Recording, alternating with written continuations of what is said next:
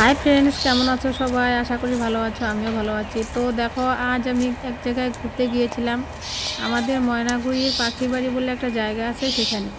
তো সেখানে ঘুরতে গিয়ে তো আমি অবাক, কারণ ওখানকার ভিউটা যে এত সুন্দর ছিল, মানে জাস্ট অসাধারণ।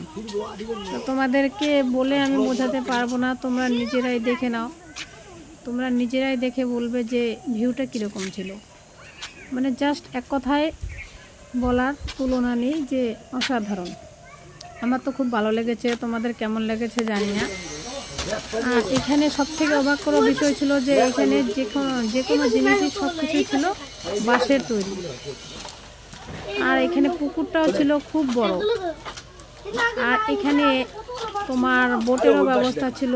যারা যারা বোটে চড়তে চায় তারাও এখানে বোটে চড়লে, মানে চড়তে চাইলে চড়তে পারবে।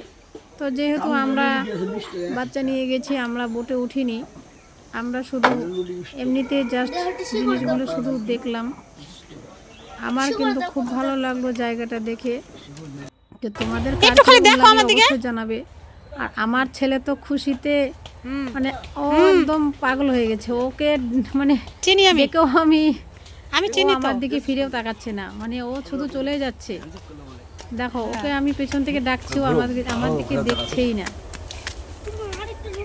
আর আমাদের গার্জিয়ান তো কি বলবো। আর এখানকার সব থেকে অবাক করার জিনিস ছিল একটাই, সেটা হচ্ছে এখানকার মাছগুলো পড়ে না, এত মাছ, মানে মাছগুলো জাস্ট অসাধারণ। এখানে যত কিছু দেখলাম তার মধ্যে মাছগুলো আমার সবথেকে বেশি ভালো লেগেছে। তো তোমাদের কার কিরকম লেগেছে অবশ্যই কমেন্টে জানাবে। আর আমার ভিডিওগুলো দেখতে কেমন লাগে অবশ্যই জানাবে। আর ভালো লাগলে লাইক কমেন্ট শেয়ার তো অবশ্যই। তো দেখো, মাছগুলো দেখে তো মনটা একদম ভরে গেল। তো চলো সবাই, টাটা বাই।